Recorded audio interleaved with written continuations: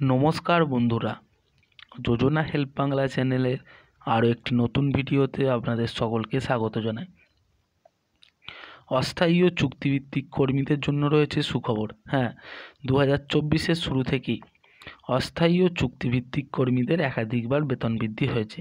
রাজ্য বাজেটে বেতন বৃদ্ধি হয়েছে, লোকসভা ভোটের আগে বেতন বৃদ্ধি হয়েছে, আবার লোকসভা ভোটের পরেও কিন্তু বেতন বৃদ্ধি হয়েছে। ডিসেম্বর মাস শেষ হতে চলল, অর্থাৎ বছরের শেষে ফের আরও একবার অস্থায়ী ও চুক্তিভিত্তিক কর্মীদের বেতন বাড়ালো রাজ্য সরকার। কিছু কিছু বিভাগের ক্ষেত্রে এই বেতন বাড়ানো হয়েছে। এই মর্মে নয়া বিজ্ঞপ্তি জারি করেছে অর্থ দপ্তর। তো কোন কোন বিভাগের ক্ষেত্রে বেতন বৃদ্ধি করা হয়েছে, বর্ধিত বেতনই বা কতটা পরিমাণ বাড়ছে, এই বর্ধিত বেতনই বা কবে থেকে কার্যকরী হতে চলেছে, এই সংক্রান্ত বিস্তারিত তথ্য জেনে নিন আজকের এই ভিডিও থেকে।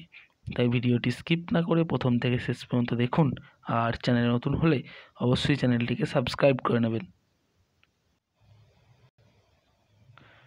রাজ্যের ইএসআই হাসপাতালে নিযুক্ত চুক্তিভিত্তিক গ্রুপ ডি কর্মীদের বেতন বৃদ্ধির সিদ্ধান্ত নিল রাজ্য সরকার। নতুন বছরের আগেই 3,000 টাকা করে বেতন বৃদ্ধি হচ্ছে তাদের। সরকারি বিজ্ঞপ্তি অনুযায়ী নভেম্বর মাসের বেতন হবে বর্ধিত হারে, অর্থাৎ বিজ্ঞপ্তি পরে জারি করা হলো, কিন্তু বর্ধিত বেতনটা তারা পাবে নভেম্বর মাস থেকেই। আগে তাদের বেতন ছিল 12,000 টাকা, এবার সেই বেতন বেড়ে হচ্ছে 15,000 টাকা, অর্থাৎ নভেম্বর মাসের যে বেতন সেই বেতন থেকেই অতিরিক্ত কিন্তু 3,000 টাকা তারা বেশি পাবেন।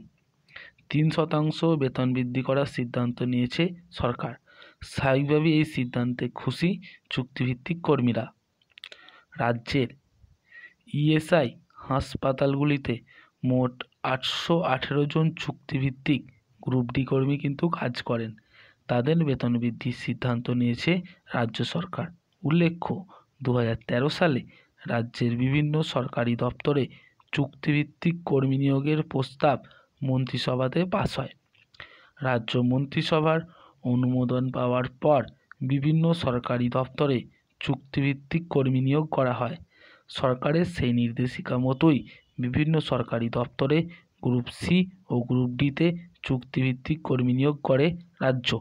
চলতি বছরে রাজ্য বাজেটে মুখ্যমন্ত্রী চুক্তিভিত্তিক কর্মীদের বেতন বৃদ্ধির কথা জানিয়েছিলেন। এর জন্য চলতি অর্থবর্ষের জন্য 299 কোটি টাকা বরাদ্দ করেছিল সরকার।